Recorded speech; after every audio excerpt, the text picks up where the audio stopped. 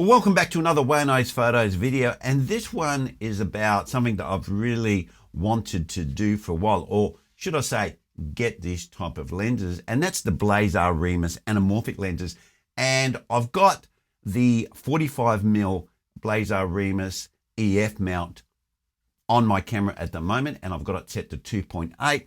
And as you can see, I've got a light shining into the camera that's showing some flares, and I've got some other lights just to light the room. Now, before we get started, one of the things that I want to talk about is the box, the presentation. Now, the Pelican, not Pelican box, because it's not the brand Pelican, is a really good item that's included with the lenses. It protects the lenses. Very, very good. I love that they've included that in the whole package when you get the 3-lens set. There's also a space for another lens in there, so you could put other little bits and pieces into your box, which may facilitate using those lenses. Could be an adapter, could be anything like that, and you've got another little hole to put that in. Really great Blazar. Now, on first look, one of the things that I did have a problem with was that I had was not really a problem, it's just the presentation. The rubber that they've used that goes on the top of the foam, it has somehow rubbed onto the lenses, and it's actually given it it's come off and there's a mark on the lens. So what's happening is the lens actually has a bit of this black stuff on the lens. Now it just can come off. It doesn't make the lenses not work or anything like that. So that's kind of something to probably look at. Just change the top of foam that they're using in the box, and then that would be completely fixed. But as far as the lens goes and everything like that, it's a small thing.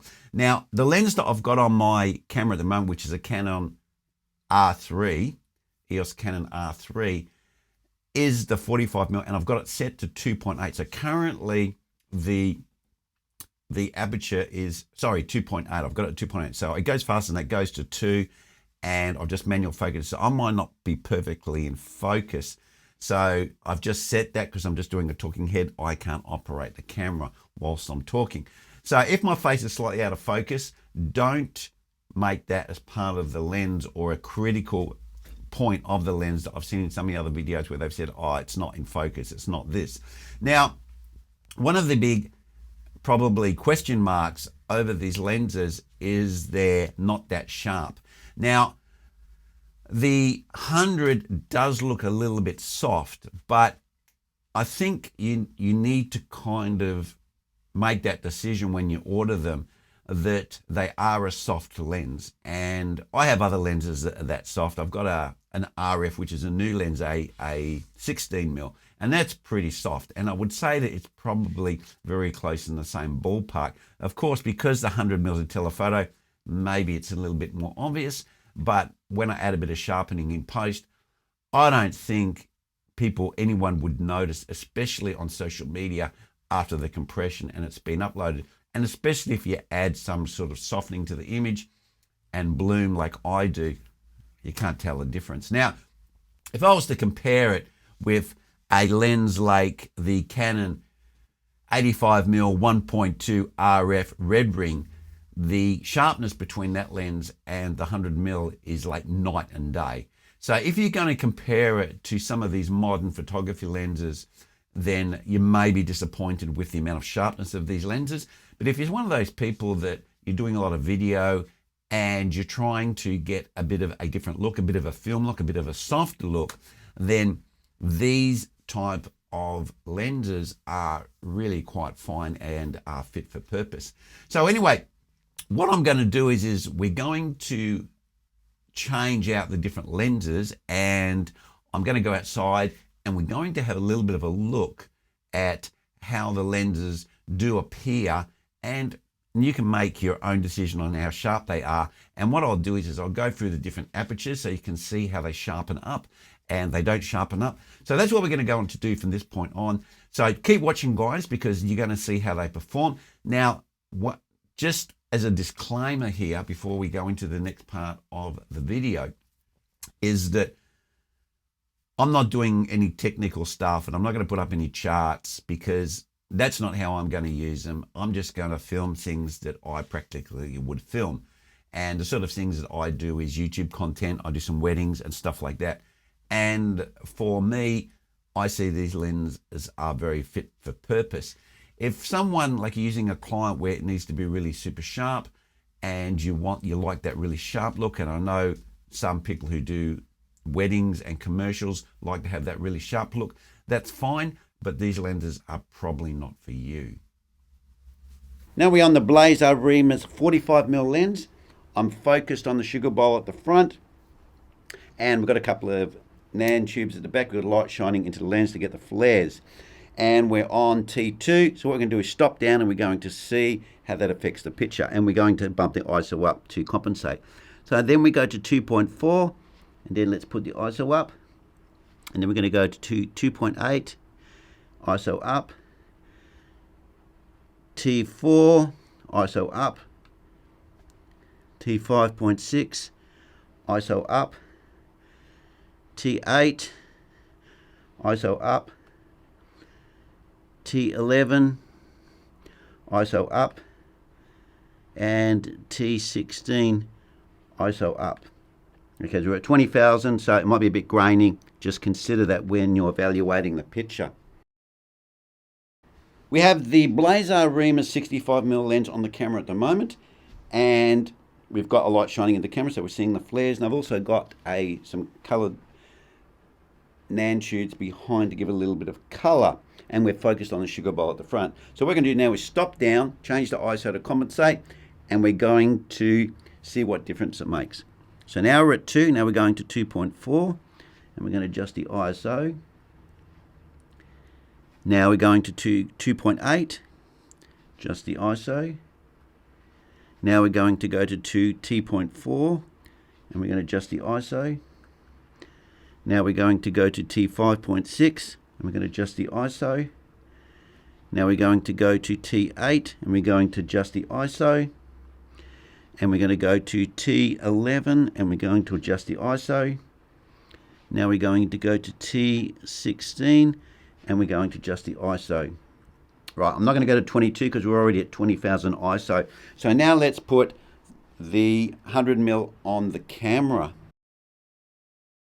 Well, now we're on the 100mm. The 100mm is focused on the sugar bowl at the front, and we've got the light shining into the lens so we can see the flares, and we've also got the NAND tubes at the back giving a bit of colour. So now we're going to stop down again and do the same thing. So we're on T2.8 at the moment, which is wide open. So now we're going to go to T4, and let's up the ISO. Now we're going to go to T5.6, up the ISO. Now we're going to go to T8, and we're going to up the ISO. Now we're going to go T11, and we're going to up the ISO. And we're going to go to T16, and we're going to up the ISO. In conclusion, from doing that test, probably the adjustments of the ISO and so forth could have been done a little bit better, so I apologise for that.